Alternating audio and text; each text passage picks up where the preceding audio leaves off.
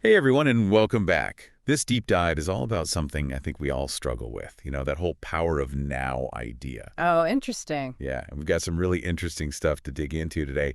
Our listener sent in Eckhart Tolle's The Power of Now. A classic. It's classic for sure. Plus, this PDF from 2021 that, Yep. I gotta say, had some pretty thought-provoking stuff in it. Intriguing combination. Hmm. So, what are we hoping to uncover with all this? Well, it seems like our listener is really looking for those aha moments, those Yeah. key takeaways from both sources that can really help us, I don't know, maybe shift our perspective a little. Right, because who wants another boring lecture? Not me. Exactly. So let's dive right in. The power of now is all about, well, being present, Mm. which is honestly way harder than it sounds. It is. And this PDF you mentioned, it actually highlights just how much we as humans tend to resist the present moment. Oh, tell me about it.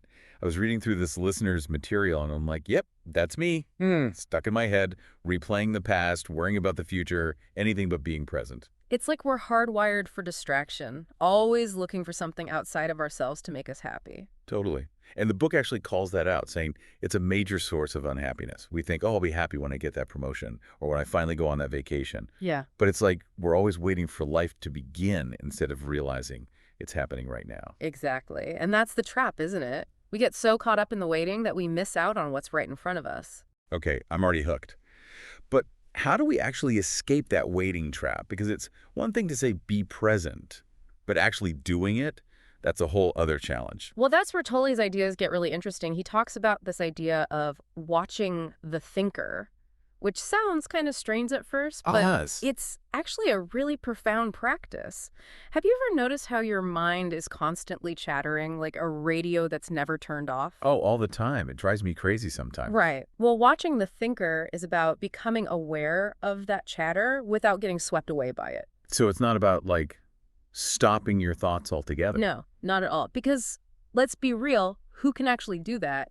It's more about changing your relationship to your thoughts. So how do you do that? Imagine your thoughts are like cars passing by on a busy street. You don't have to chase after each one, analyze it, or let it control your day. You can simply observe them come and go. Okay, I kind of get that. And the book suggests that this simple shift in perspective, this watching the thinker, can actually create this sense of spaciousness within, this sense of peace that's always available to us if we just know how to access it. This is actually reminding me of something I read in the PDF. It was talking about how we create so much unnecessary suffering by, overthinking and dwelling on negativity. It's like we become addicted to our own mind-made problems. It's so true. And, the ego, that part of us that's constantly trying to protect itself, it thrives on that drama. What do you mean? It wants us to believe that we're not good enough, that things are going wrong, or that the future is going to be a disaster. And as long as we buy into those stories, we're stuck. We stay stuck in this cycle of suffering. Okay, so how do we break free? Hmm. It's one thing to recognize those patterns, but it's another to actually change them. Like, where do we even begin? That is the million-dollar question. And this is where Tolle introduces one of the most powerful concepts in The Power of Now, the inner body. The inner body, yeah. And it's not just about our physical form, it's about connecting to this deeper, more intuitive sense of self. Okay. And he believes that's our true essence. And the book suggests that we can actually access this inner body by simply bringing our attention to the present moment, like really paying attention to the sensations in our bodies, to the world around us, just being fully present. Okay, yeah, I can see how that would be powerful, but It's about shifting our focus from the thinking mind to the feeling body. this is all so fascinating. But there's so much to unpack here. What about this whole idea of true salvation that our listener mentioned? It sounds kind of intense. It might sound intimidating, but it's actually quite liberating. Because, see, the book makes it very clear that true salvation isn't about reaching some distant goal or achieving some external measure of success. It's about finding a sense of inner peace and wholeness that's available to us right here, right I now. love that. And the path to that inner peace, according to Tolle, is through presence.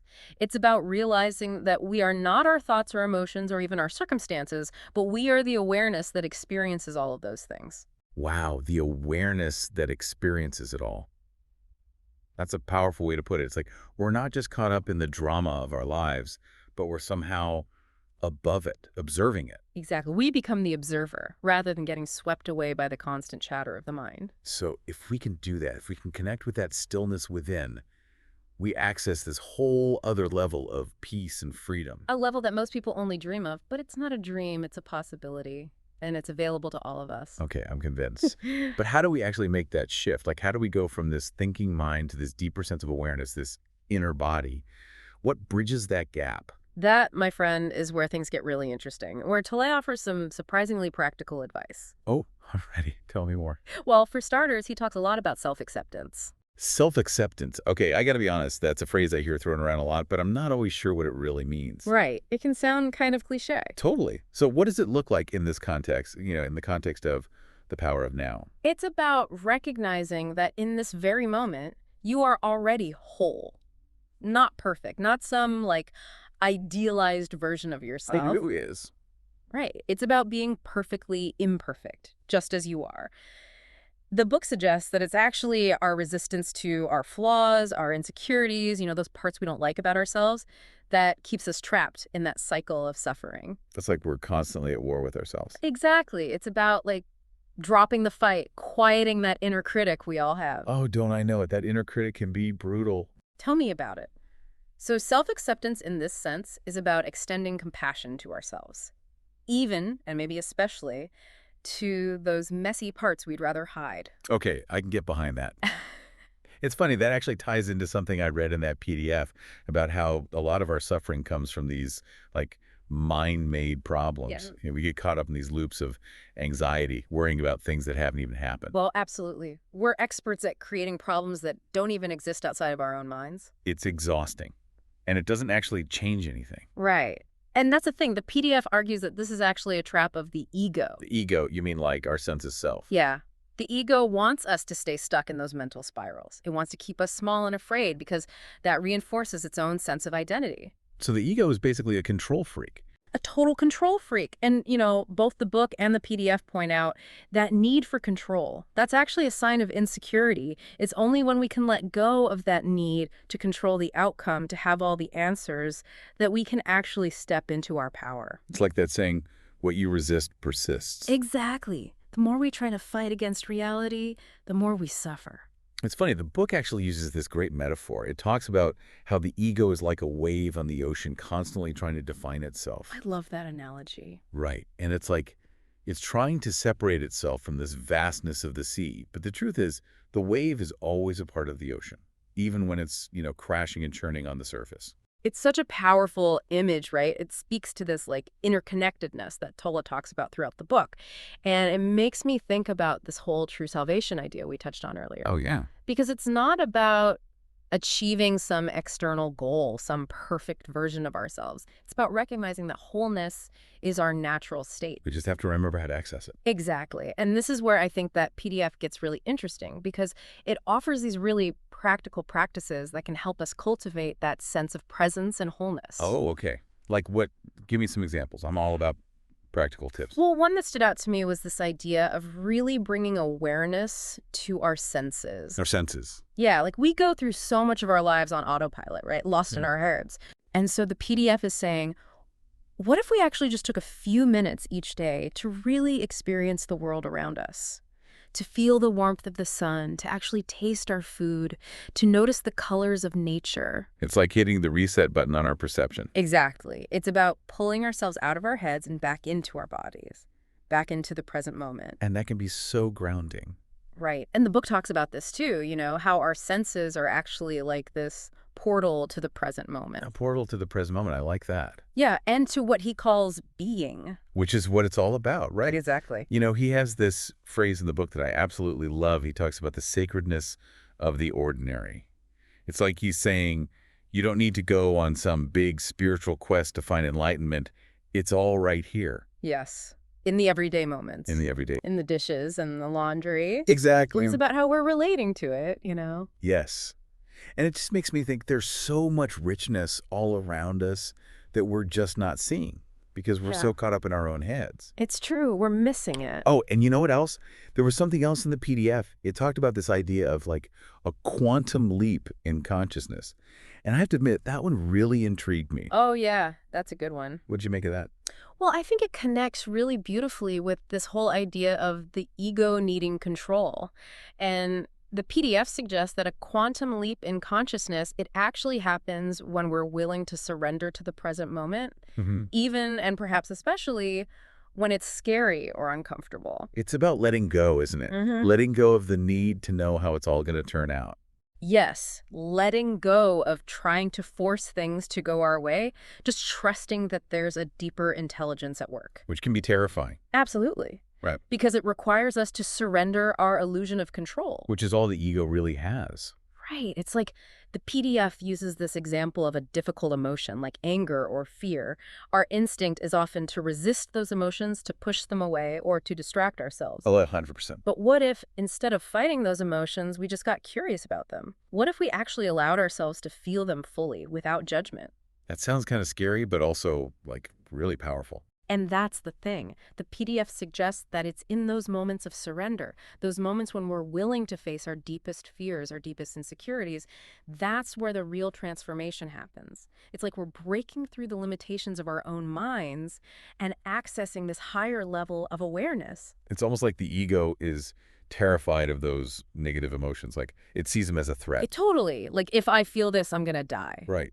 But what if those emotions actually hold the key to our liberation? It's like this weird paradox, right? And it's something that Tolle talks about a lot in The Power of Now. Our resistance to what is actually what creates our suffering. And it's acceptance that opens the door to peace. So the key is not to get rid of those challenging emotions, Mhm. but to change our relationship to them. Exactly. Instead of seeing them as the enemy, we start to see them as messengers. Yes, as opportunities for growth. Okay, this is all so fascinating, but I'm not going to lie, I'm starting to feel a little overwhelmed. Yeah, it's a lot. It's a lot. This whole idea of presence, it's so deep, It is. and it feels like a lot to process. Like, I get it in theory, but how do I actually live it? Well, and that's the thing. It is a practice, right? It's not something we figure out overnight. It's this journey of self-discovery. But the good news is that Tolle gives us some really practical guidance. He doesn't just tell us to be present. Thank goodness. Right. He gives us tools, techniques that we can actually use in our daily lives to cultivate presence. Okay, I like the sound of that. So what are some of those tools? What can we actually start doing today to bring more presence into our lives? That's the question, isn't it? And it's one that Tolle answers with some surprisingly simple yet profound practices. So let's talk tools.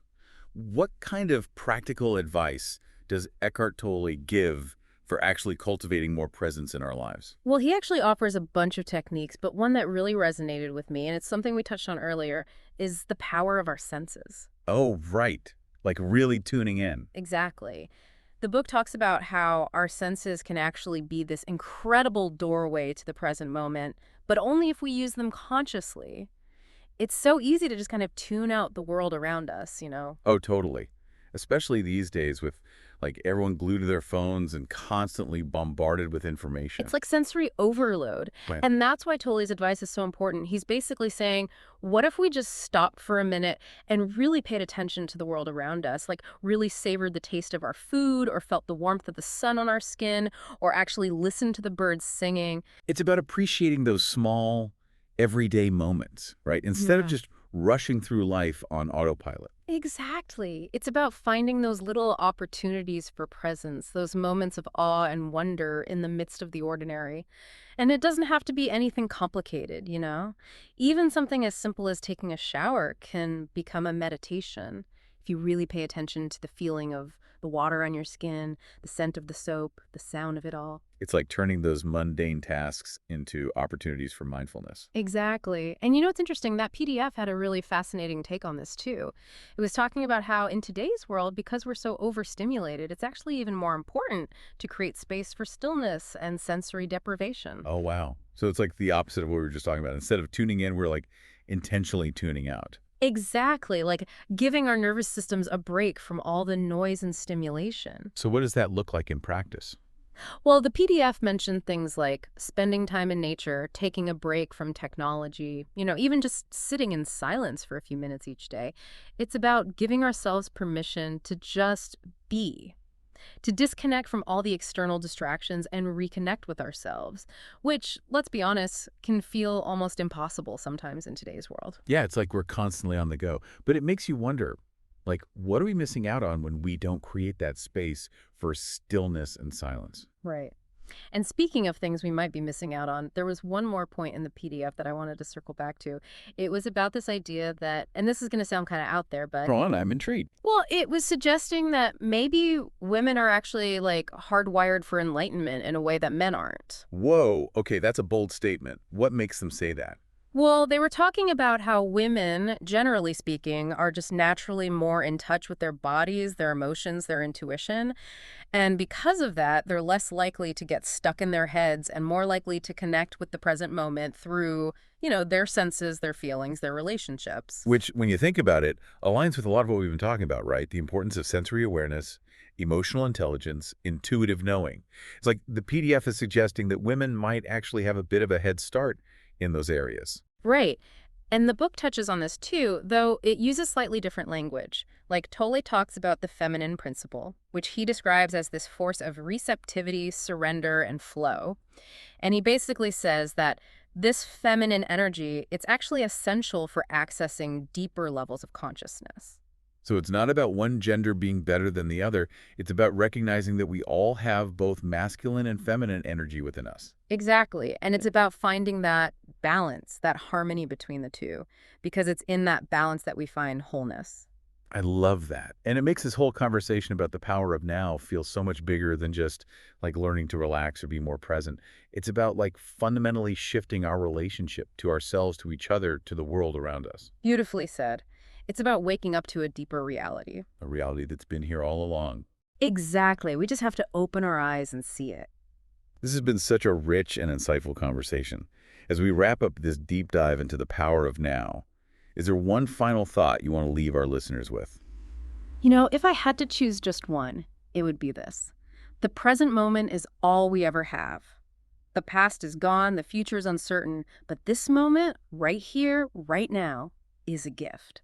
And when we can bring our full attention to this gift, when we can meet it with open hearts and minds, that's when life truly begins to work its magic. I love that. What a beautiful reminder. And it's not about being perfect. It's not about achieving some big goal or becoming some idealized version of ourselves. Mhm. It's about embracing the beauty and the messiness of this present moment exactly as it is. Exactly. And that, I believe, is the true power of now. This has been an incredible deep dive, and I know I've learned a lot, so I hope you have too, dear listener.